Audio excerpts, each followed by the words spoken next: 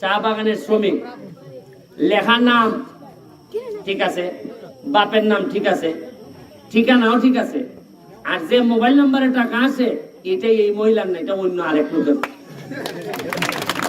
মানে আপনাদেরকে কিভাবে টাকা মারতেছে। এরপরে আমি কইয়া দিছি, আমার সময়ে ৬,০০০ চা বাগানের শ্রমিকের টাকা ৫,০০০ কইরা, ১ টাকাও যদি কেউ মাইরা দেন, দেখ কলিজার মধ্যে হাত ঢুকাই এই টাকা নিয়ে আসবো, আমি কথা দিয়েছি। এত গানের মধ্য দিয়ে টাকা পায়রা, আর এই টাকা নিয়ে যারা সিনেমিনি খেলবেন তাদেরকে যতদিন আমি আছি তাদের সাথে আমি সংসার করব না, তাদের সাথে আমি সংসার করব না। এমনি ১৭০ টাকা, তাতে জান চলে না। আমি কালকে কোথায় একটা ভিডিওর মধ্যে দেখলাম যে হাতিমারা না কোন জায়গায় একটা বাগানে নাকি মাছ, পচা মাছ বিক্রি হইতেছে ২০০ টাকা করে। এটা আমি ঢাকায় বসে ফেসবুকে দেখছি ভিডিওটা, দেখে আমি বুঝলাম যে মানুষের তো কষ্ট হয়। এখন ঢাকা থেকে তো আমি ব্যারিস্টার, আমি তো বড় উকিল, তো উকিল হিসাবে যা টাকা ইনকাম করছিলাম, আমি ১ লাখ টাকা নিয়ে আইছিলাম। আপনারা বললো যে ৪৫০ লোক নাকি এই বাগানের, ১৭০ টাকা করে হয় ৭৬,০০০ টাকা, ৭৬,৫০০। এই টাকাটা দিয়ে গেছি, আপনারা বিকালের ভিতরে আপনারা পেমেন্টটা নেবেন। কারণ হইল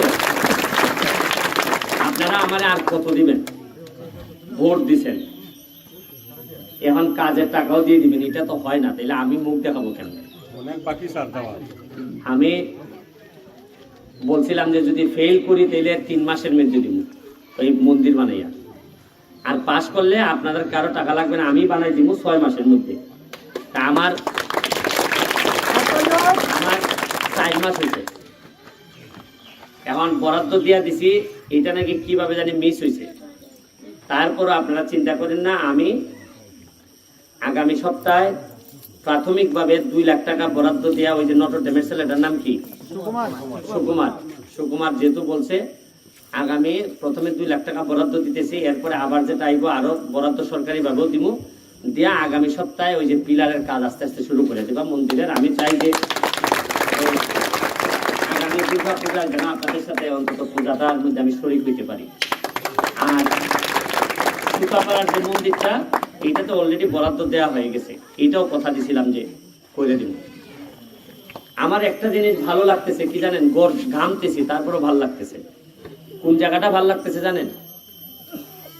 আমি শুনলাম যে আপনারা এতই দুর্ভাগা, আগে এই পর্যন্ত নাকি এই হাতিমারা এই জায়গায় নাকি কোনো এমপি নাকি কোনোদিন আসে না। কারণ আমার বিশ্বাস করেন, আমার চোখ দিয়ে পানি আসতেছে এই কারণে যে বছরের পর বছর আপনাদের কাছ থেকে নৌকায় নাম করে এরা ভোট নিল, শেখ হাসিনার কথা কইয়া ভোট নিল, আর শেখ হাসিনার বাচ্চাগুলার এইরকম না খাওয়াইয়া মারলো। তাইলে তোমরা কিসের শেখ হাসিনার নাম লইলাই? তোমাদেরকে মানুষ ভোট দেয়, তোমরা কথা দাও যে তোমরা ভালো রাখবাই, ভালো খাওয়াইবাই, ভালো পড়াইবাই, ভালো রাস্তা করে দিবাই, এই জন্যই তো ভোট দেন আপনারা। অথচ আমার আশ্চর্য লাগে, আমি এবার দ্বিতীয়বারের মতো আইছি হাতিমারায়। আমার একটা ইচ্ছা আছে যে প্রতি বছরই ১-২ বার করে আমি হাতিমারা আইবো, আমার ভালো লাগছে। আর আমি অন্য জায়গার কথা জানি না, আপনাদেরকে ভাল লাগছে এই কারণে যে আপনাদের বংশধর যারা আগের নিশ্চয়ই বড় বড় হাতি মারছিল, এই জন্য না নাম হাতিমারা। যারা ওই সময়ে হাতি মারছে এরার বংশধর আপনারা, আপনারা আশীর্বাদ তো আমার হাতির মতো আশীর্বাদ। আমি আপনাদের রাস্তা, আপনাদের মন্দির কোনো কিছু বাদ দিব না। আপনাদেরকে বলছিলাম, মনে আছে কিনা, যে ভোট আমি একবারই চাইব। আগামীবার যদি আমি ভোট করি, আমার যদি বাচ্চা থাকি, আমার যদি শরীরে মানে, তো মানাইব কিনা বুঝি না। কারণ এমপি হইবার পর মানুষে খালি ফুলে, আর আমার 13 কেজি ওজন কমছে। আমার আম্মা কয় আমার নাকি 8 গোনা যায়। কয় শুনলাম বেটা এমপি ওই লেভেলে খালি কচি মুরগি খায়, আর তুই কিতা করস খালি মানুষের ঘরে ঘরে ঘরে গিয়ে দৌড়াস। আমি কই গো আম্মা, এরা যে কি বুঝছে আমারে, আমার মতো একটা বাচ্চা ছেলেরে আমারে ভোট দিছে, আমার কাছে মনে হয় গো আম্মা এটা সৃষ্টিকর্তার আশীর্বাদ ছাড়া এইভাবে আমারে ভোট দেওয়ার কথা না। এই জন্যই এরা ঋণ পরিশোধ করার জন্য সারাদিন এরার পিছনে দৌড়াই। আমি ধন্যবাদ জানাই চেয়ারম্যান সাহেবরে, কষ্ট করে বিদ্যুৎ আনার বিষয়ে উনি অনেক কষ্ট করছেন। আমি ধন্যবাদ জানাই আমাদের লিটন এবং পঞ্চায়েত যারা আছেন এখানে, ধন্যবাদ জানাই আপনার এখানে রায়হান একটা ছেলে আছে, সে কষ্ট করছে এবং আজকে একটা শিলপাড়ায় আছে আপনার এইখানে, সে নিজে সাটিয়াজুড়ি শিলপাড়ায় সে নিজে গিয়া কারেন্ট নাই 22 দিন ধরে ট্রান্সফরমার চুরি করে লয়ে গেছে গা, সে নিজে গিয়া এই ট্রান্সফরমার ঠিক করে দিয়া আজকে আমরা লাইন দিয়েছি। আমি রায়হানকে ধন্যবাদ জানাই যে আমার কাছে মনে হয় কি জানেন, বড় বড় পাঞ্জাবি টাঞ্জাবি কইরা যারা আসে এখন আর আমার বিশ্বাস হয় না। আমার বিশ্বাস হয় যে দুঃসময়ে যে দাঁড়াইব এই নেতা হইব। আর কথা 5 বছর একবার আইয়া অমুক ভাই তমুক ভাই, আর এরপরে কোনো খবর নাই, মজা মারে ফজা ভাই, আর আমরা খালি বৈঠা ভাই, কি তার হইতো না। এখন চা বাগানের মানুষরা ফেসবুক চালায়, এখন চা বাগানের মানুষরা অনেক কিছু বুঝে। আগের মতো হাত তোলা দিয়ে বুঝাইয়া আর চা বাগানের মানুষ মানবে না। আমি যতদিন এমপি আছি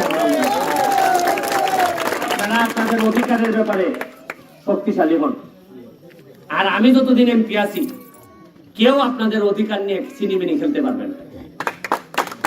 আমি আর কিছু দিতে পারি না পারি, অন্তত আমি ব্যারিস্টার সুমন যতদিন আপনাদের এমপি আছি আমি দেখবেন এই এলাকাটারে কি বানাই দিই। আমি কথা দিছি যে এমন ভাবে এলাকাটারে আমি সুন্দর করব, শ্রীমঙ্গল মলিবাজার থেকে মানুষ পাগল হয়ে যাবো মেয়ে বিয়ে দেওয়ার জন্য হাতি মারা।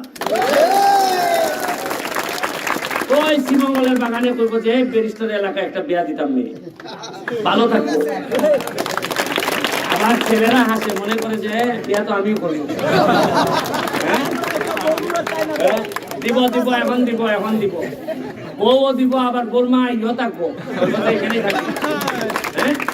তোমাদের রাস্তা মন্দির এগুলো আমি একবারের এই টার্মের মধ্যে যা যা করা লাগে সব করে দেব।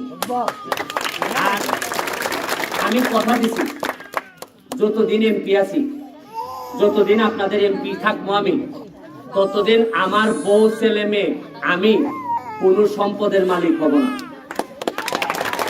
কারণ এমপি গিরি কইয়া 7 লাখ মানুষের আমি খাওয়াইয়া পড়াইয়া পারি না, আমি কেমনে সম্পদ কিনবো? আর যারা এমপি হইয়া সম্পদ কিনে এরা মনে করবেন এরা 2 নাম্বার লোক, 2 নাম্বার লোক, এরা সম্পদ করে, এরা ভালো।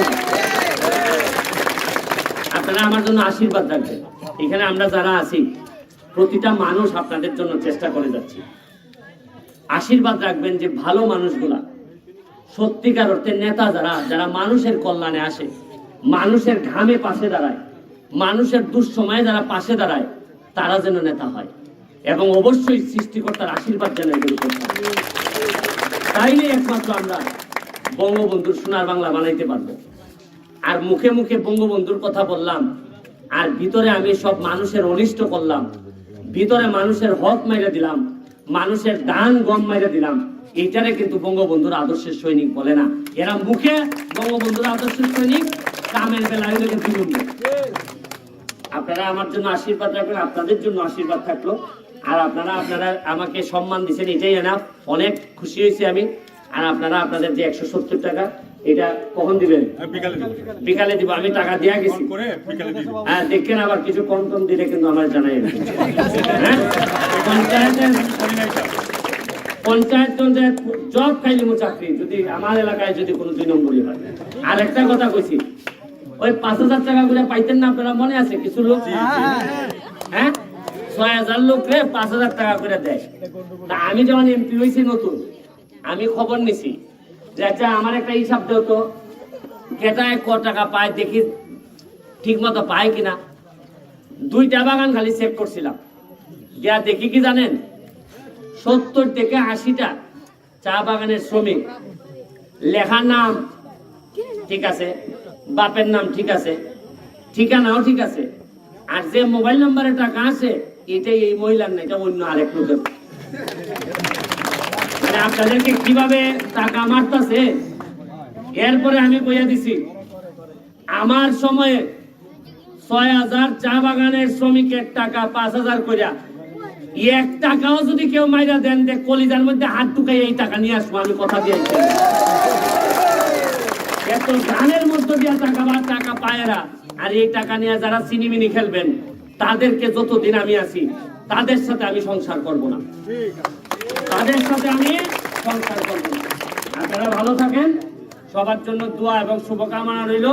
নেতৃবৃন্দ যারা আছেন তারাও অনেক কষ্ট করতেছেন, তাদের প্রতিও আমার শুভকামনা রইল এবং আপনারা তাদেরকে বলবেন আমার সাথে সবসময় যোগাযোগ রাখতে।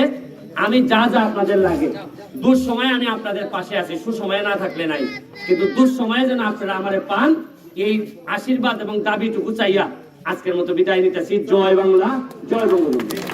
আপনাদের জন্য সামান্য আপ্যায়নের ব্যবস্থা আছে, আপনারা আপ্যায়নটা নিয়ে যাবেন। একটু জিলাপি আছে, জিলাপি আছে, একটা টুকরা আমারও দিও। হ্যাঁ।